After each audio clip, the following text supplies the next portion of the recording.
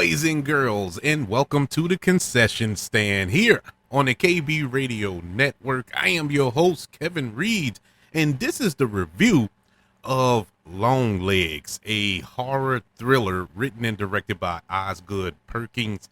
It stars Maika, Monroe, and Nicolas Cage, and this film follows an FBI agent tasked with tracking down an occult serial killer whom she realized she has a personal connection to. This film was highly anticipated because it looked creepy as all get out. That trailer got to me. I don't know what it was, but it got to me. It looked like it was going to be one of those you got to watch in the daytime type horror films, and I was all for it. I'm a horror nut. So I was all in, and not to mention, I am a gigantic Nicolas Cage fan. And when you have Nicolas Cage as a serial killer, sign me up. Sign me up, take my money. And this film, as I stated, was directed by Osgood Perkins. If you don't know who he is the son of Anthony Perkins. If you don't know who he is, it is none other than Norman Bates himself. Yes, Anthony Perkins' son. And Maika Monroe, if you're a horror fan and you loved the film It Follows, she was the star of that film. And she did an excellent job in that movie. And I've seen her in other films after that. You know, she was in that horrible Independence Day sequel, Independence Day Resurgence. I don't blame her for that. That movie was just horrible altogether. But she kind of returns to the horror genre here. You know, Blair Underwood is in this film as well. Alicia Witt is in this film. It has all the pieces. You know, it has accomplished actors. It has a decent director. I haven't seen anything else that he's made, but his direction in this film was pretty good. And it's kind of an original idea. Now, there's a lot of similarities, and I mean a lot of similarities to Silence of the Lambs. Will I compare it to Silence of the Lambs? No. And I'm a type of person who don't hold Silence of the Lambs in such higher esteem as others. I know that it's a classic. I understand that that movie has won more awards than any other film ever. I mean, best picture, best actor, best actress, best screenplay, best everything. It won, I think, 12 Oscars or something like that.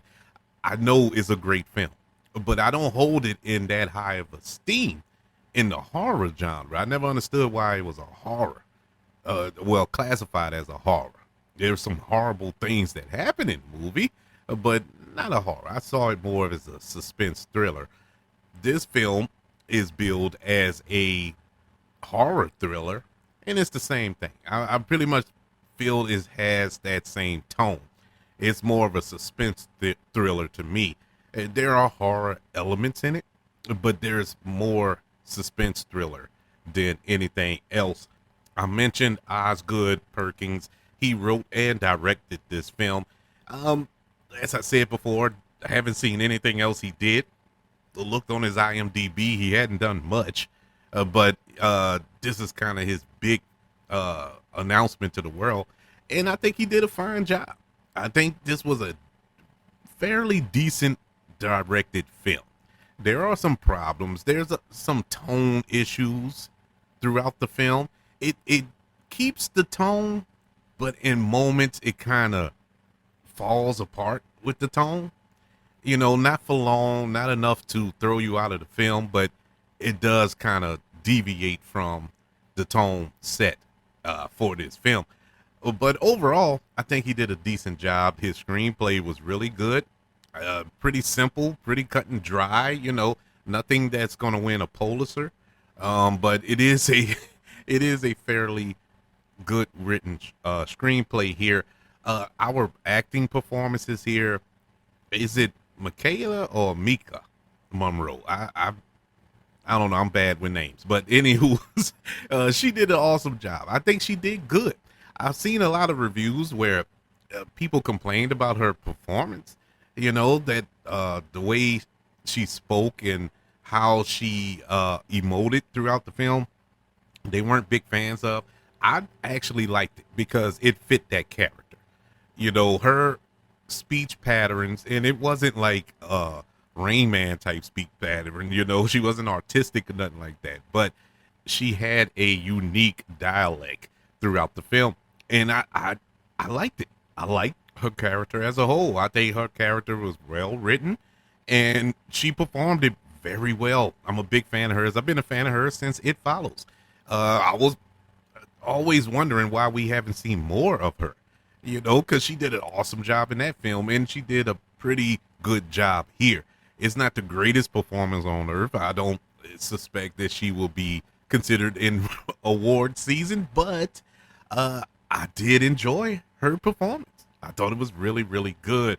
Blair Underwood, who is another one I haven't seen in a while. It's been a minute since I've seen Blair Underwood in anything, film or television. And it was a breath of fresh air to see him in this film. He was your basic FBI supervisor, I guess, of our lead characters, FBI agent. So he was just basic, but he came, nailed his lines, and went home. That was basically it. It wasn't bad. It wasn't great either, but he just did a solid job.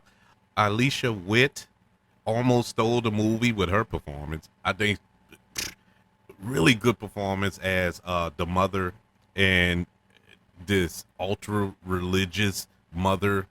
And for a majority of the film, it was mostly voiceover by her character, until we get to the second act midway through the film, and she enters the film. But I even liked her voiceover, and then when she actually appeared on screen for the remainder of the film, really liked her even more. She almost stole the movie. Why she didn't steal the movie was because of Nicolas Cage. Nicolas Cage was so creepy in this film. This was a unique performance by Nicolas Cage. Very creepy, very unhinged, and that's saying a lot talking about Nicolas Cage. Nicolas Cage is always unsettling and unhinged, but it had a creep factor to it this time too. Now I'm pretty sure there's a lot of people probably couldn't pinpoint some of his performances and find in the past and find creep in it, but I haven't seen it. But this was just super creepy, super disturbing. I don't want it. He was the character you don't want to meet down a dark alley. He was that type of creepy. And what made it so disturbing, you really don't see him do nothing. He never put his hands on anybody. You know what I'm saying? You don't see it. You don't witness it. And that made it even worse. He was just a very disturbing character. Now, this film has problems. I mentioned the tone. And I think that the director he just had a hard time trying to nail down the tone. It was trying to be Silence of the Lambs with a twist, and the twist didn't quite get there.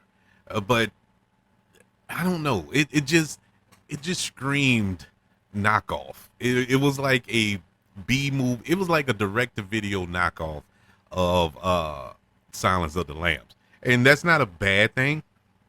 Because, like I said, I enjoyed the movie. It's not getting a failing grade. I enjoyed the movie. It's just it had its issues. One thing, and of course we're not spoiling the film, but they introduced a subplot very early on in this film. I would say the first 10-15 minutes of the film, and we don't revisit it. And it's like a big deal from our lead character with her keen sense of FBI work. I'll just put it like that without spoiling it. But we're introduced to that. We see her in action with that, and we don't see it no more. We don't see it no more. I mean, throughout the film is sprinkled that she's able to decode these messages and stuff like that, but that really doesn't pertain to what she showed in the opening scene, her opening scene of the film.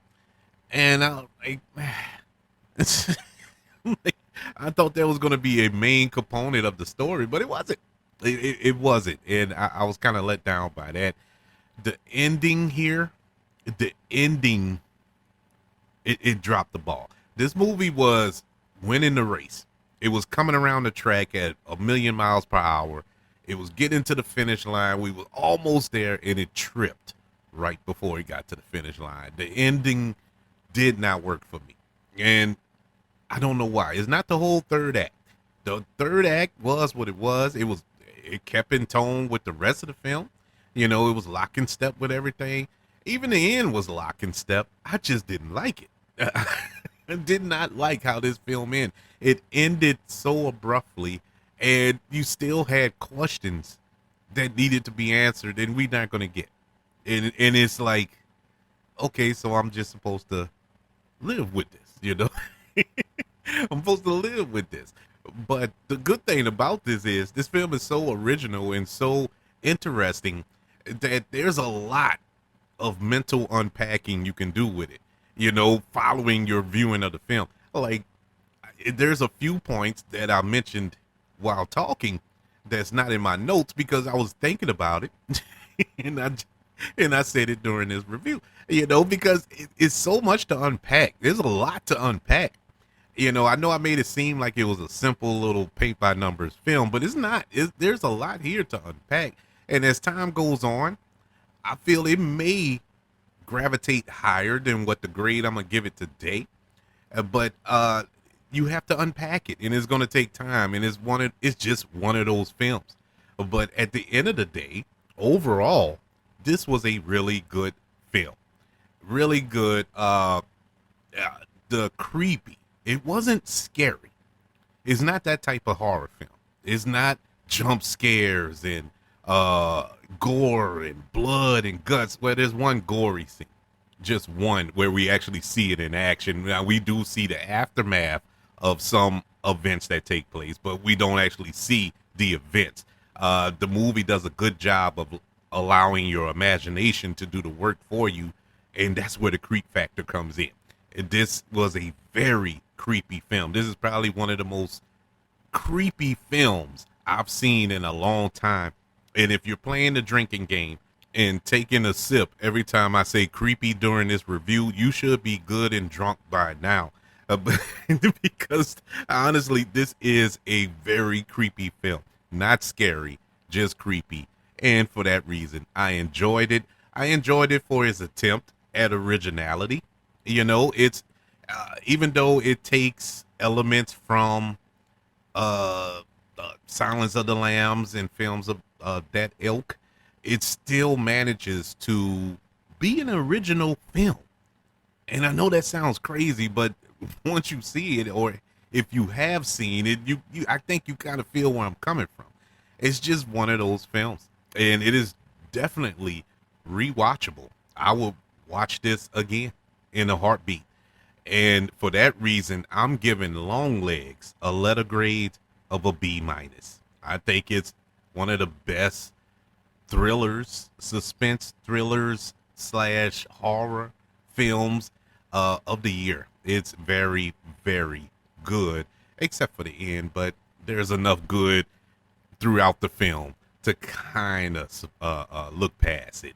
I would love to know, what did you think of Longlegs? Did you find it creepy, or did you think it was boring and uninspiring or whatever? I would love to know your thoughts, and I would love to know your thoughts on Nicolas Cage's performance in this film. I would, I want to know, I want to know what you thought of Nicolas Cage going full Nicolas Cage. If I had another problem about this film, we didn't get enough of Nicolas Cage. He was in it a good bit, you know, but he wasn't in it nearly enough as I wanted.